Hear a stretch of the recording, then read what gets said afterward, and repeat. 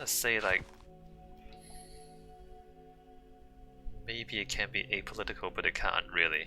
It can't, because once you do it, it becomes very self-evident what should be done about it.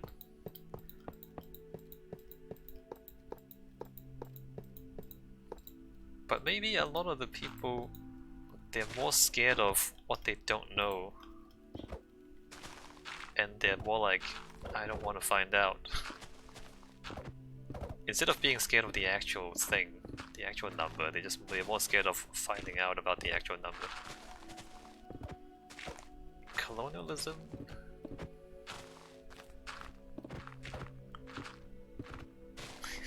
How much does the average German profit from the Nazi regime?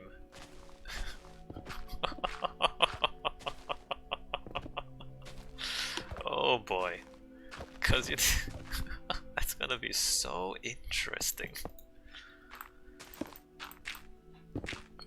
Man, controversial. But because look, the Nazis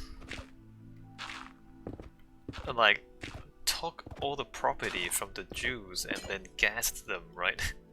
So a lot of stuff was stolen by the Nazi regime, stolen from the Jewish people. And I'm just wondering like how much of that is still in the hands of whoever got their hands on it ultimately. I mean, was it paid back? It wasn't. I guess a lot of it was spent in the war, because Germany lost the war as well, the Nazis. So yeah, they stole a lot of money and property, but then they lost a lot of it in the war. So maybe it's just gone, they just spent all of it. They stole it, they spent it, and then nobody has anything. Spent it on bombs. And just blew them all up, just blew up all the money.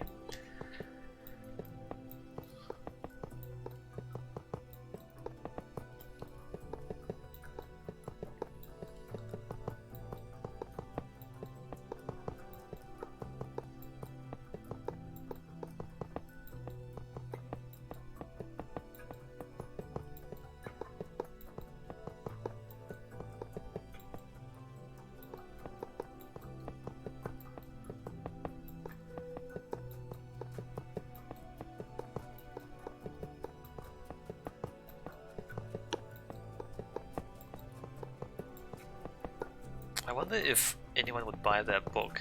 Like, it's just a lot of accounting. Accounting for the profit people made from atrocities. Okay, we call it Blood Money. The title of the book is Blood Money. Yeah! And then the whole book is just accounting. From people making money killing other people. Wow. That'd be really interesting. And also really controversial.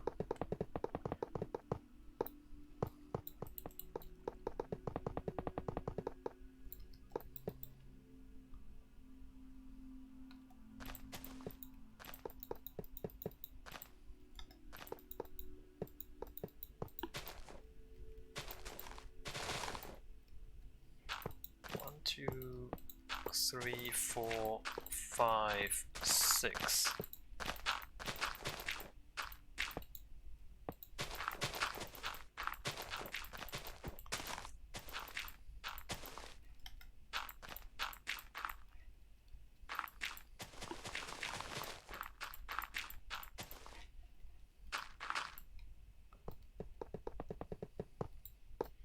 I guess a lot of it would be estimates, but I guess that's okay. Hold on, let me just write this down before I forget about it.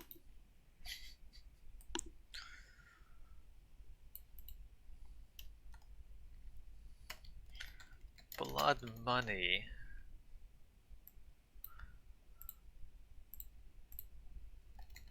Accounting exercise. Counting costs and benefits. What the?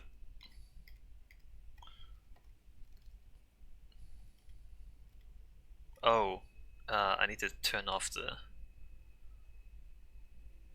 the auto clicker.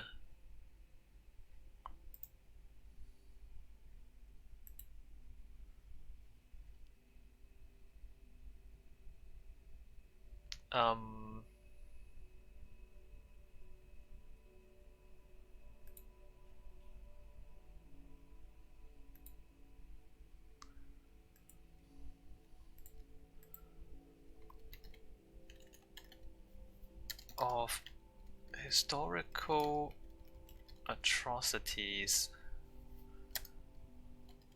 Example: Holocaust, slavery, colonialism.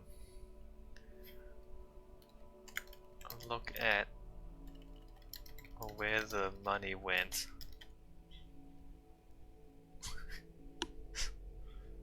That sounds awful.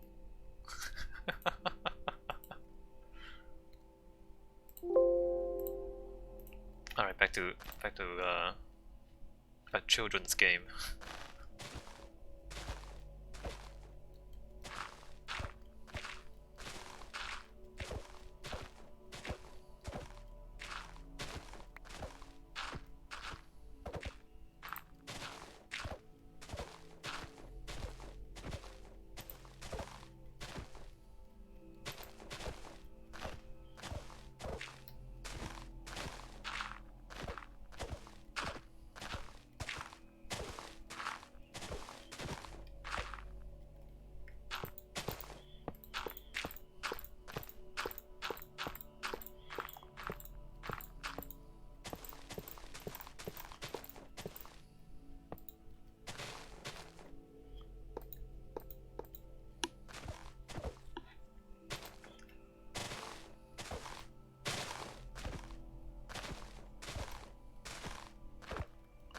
I mean, even all the way back to the Roman Empire. Because during the expansion of the Roman Empire, even the Roman Republic, right, they would conquer land, well, like they would kill people, take their land, and then they would distribute the land to the legions to reward them for their services, right? To, you know, because they risk their lives to kill other people, and the reward is they get some of the land from the people they killed. And that's the Roman Empire. So, like, how much money did they make from doing that?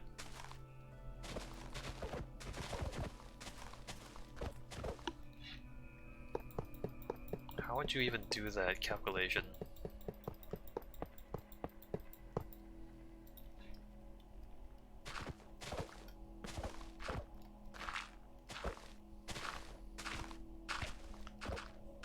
Because value is different now than before, right? Because technology changes a lot of stuff.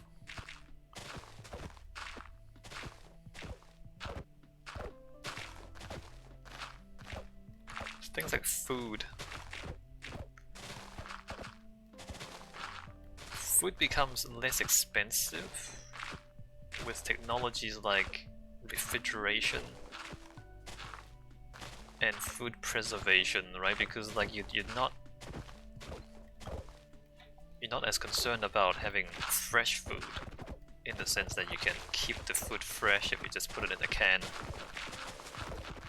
and it'll last for years.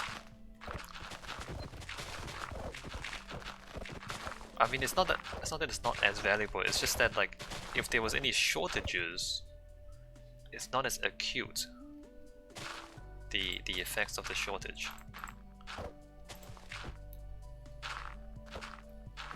And also, if there's a surplus, you can store the surplus by preserving the food, which without the technologies, if you have like a bumper harvest in a particular year, you might not really be able to benefit from it if you know, can't preserve the food to sell it later.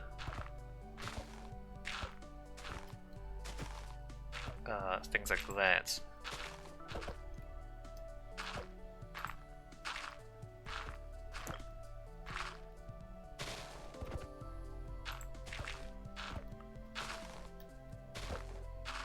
And of course, like agricultural technologies like fertilizer, which means that you don't really need as much land for agriculture as you used to.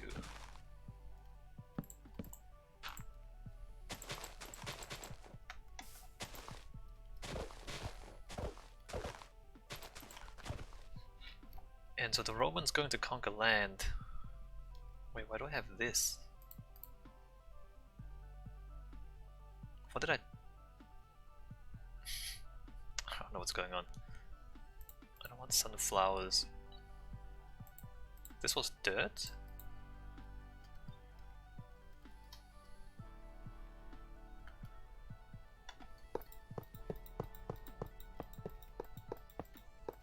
So you conquer land because land produces food.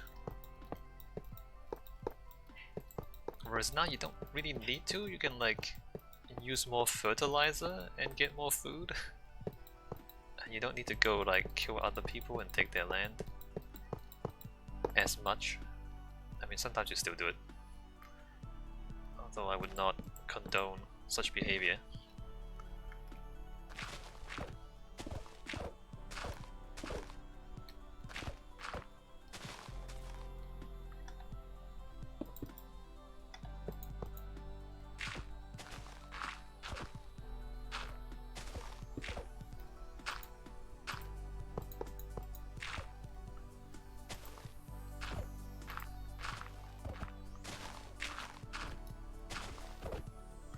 What I'm trying to say is, going back to the blood money, the value of land,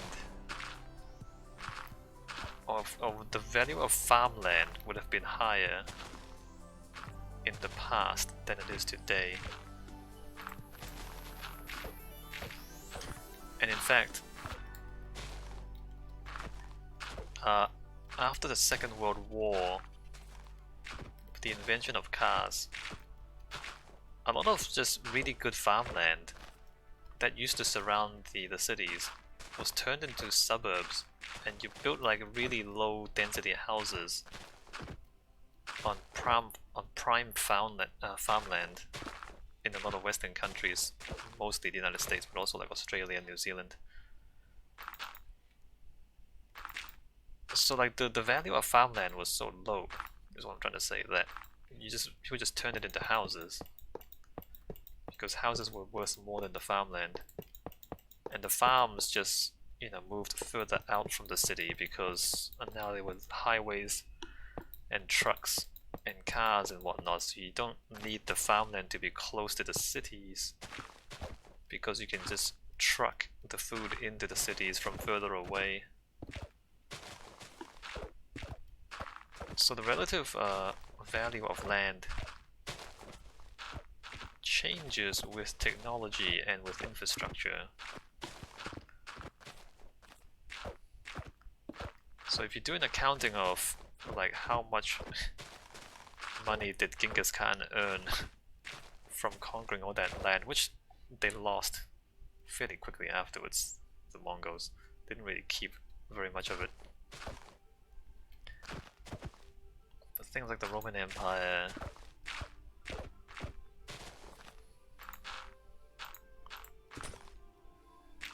oh, the Crusades. How much money did the European Crusaders earn? How much did they spend and how much did they earn going to Jerusalem and holding Jerusalem for a few centuries?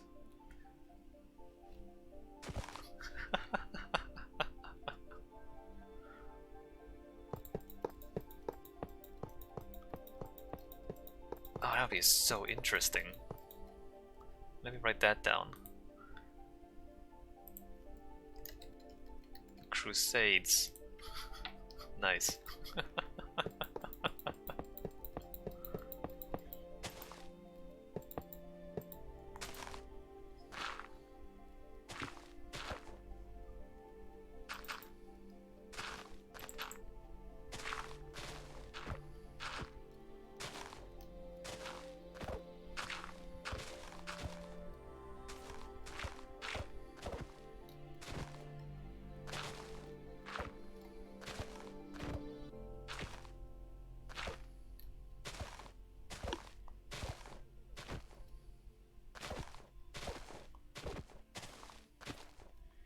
I mean, regarding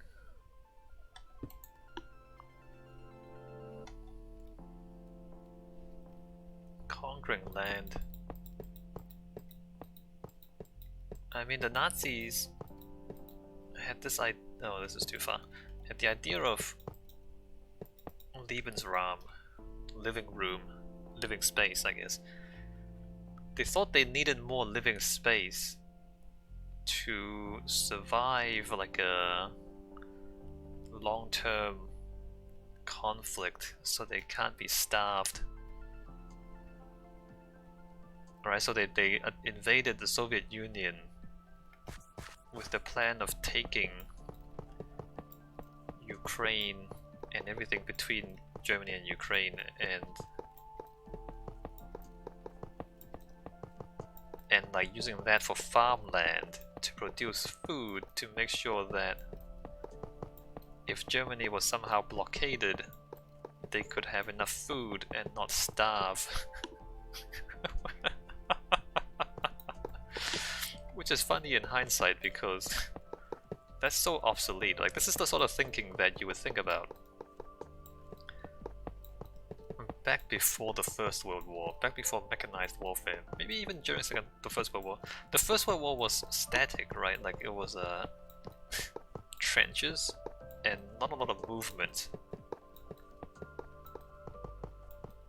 And so like you would have like a long grinding war where millions of people just died on the same patch of land because nobody moved anywhere, because it was just trenches and shooting each other from the trenches, which was terrible. But you know, under those circumstances, since nobody moved anywhere, like your farmlands kept producing food, and then your cities kept churning out more babies. You turn your babies into soldiers, send them to war, and then they die, and then that was the idea of Lebensraum. Except that the Germans themselves invented Blitzkrieg, which is lightning war, which is using trucks and tanks, the speed of trucks and tanks and planes, to really move the war a lot more quickly over a lot more land area. And so like Germans like overran France in a matter of weeks. And so when war moves back and forth much more quickly like that, then the trenches don't make sense and the Lebensraum don't make sense, because as it happened, the Germans pushed all the way nearly to Moscow, didn't quite make it to Moscow, like pushed all the way up into Russia in 1 year, and then like got into a grinding war for like a couple of years, and then got pushed all the way back to Germany afterwards. So in a matter of like 4 or 5 years, they conquered and then lost the vast majority of Europe. So the idea of like Lebensraum and growing food to survive a long, grinding, decades-long war was really invalidated by their own tactics of Blitzkrieg, which made war a lot faster and made war a lot mobile. Anyway, going back to like blood money and the value of killing people, what I'm trying to say is, like, the value of all the land that they conquered was actually not very high. Like, they spent a lot of lives and a lot of resources taking the land and trying to hold it, but they didn't really need it.